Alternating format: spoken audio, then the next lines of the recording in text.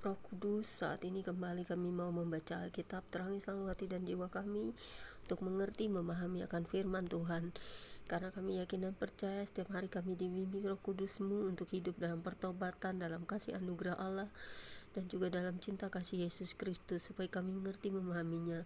Terangi selalu hati dan bukakan rahasia-rahasia dan hikmat pengertian daripada firman yang kami baca setiap hari. Dalam nama Tuhan Yesus, haleluya, amin.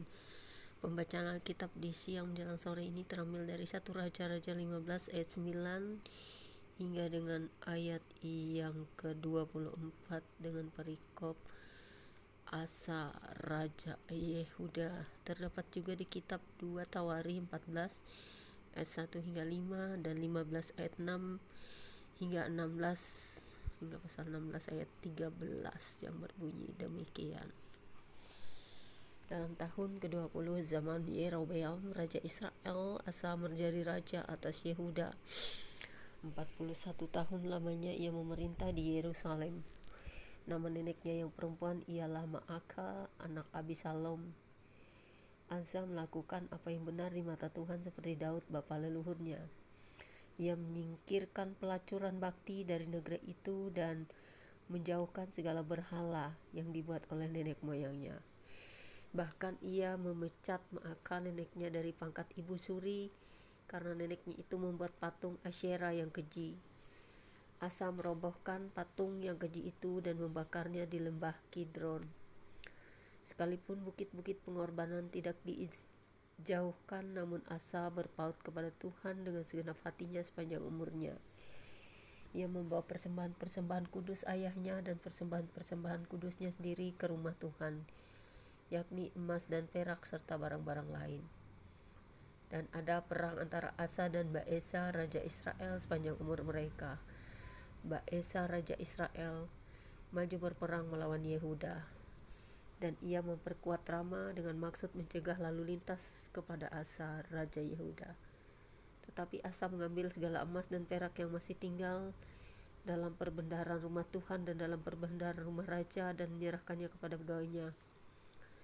Kemudian Raja Asa mengutus mereka kepada Ben-Hadad bin Tabrimon bin Hezion, Raja Aram yang diam di Damsyik, dengan membawa pesan, "Ada perjanjian antara aku dan engkau, antara ayahku dan ayahmu.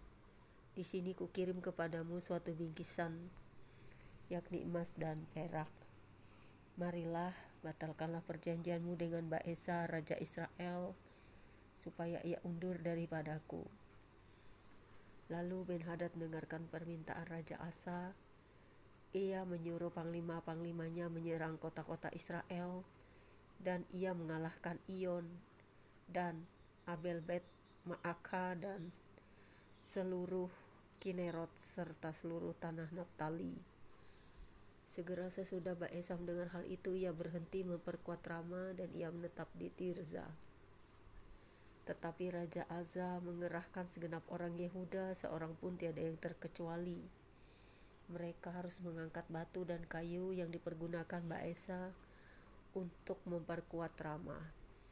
Raja Asa mempergunakannya untuk memperkuat Geba, Benyamin, dan Mizpa.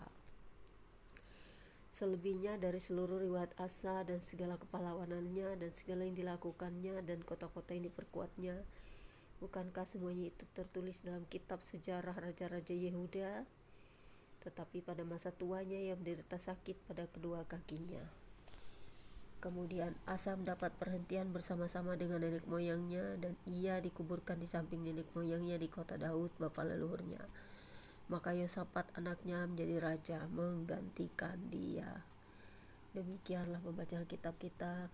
Terima kasih Tuhan, biarlah sukacita kami selalu membaca dan merenungkannya, agar setiap apa yang kami dengar dan baca bisa menjadi pelajaran bagi kami untuk hidup taat kepadamu, bukan seperti kepada penyembahan ilah-ilah yang tidak dikenal, tetapi kami benar-benar hidup di dalam kasih Bapa untuk melakukan penyembahan hanya kepada Engkau, Sang Pencipta semesta alam ini.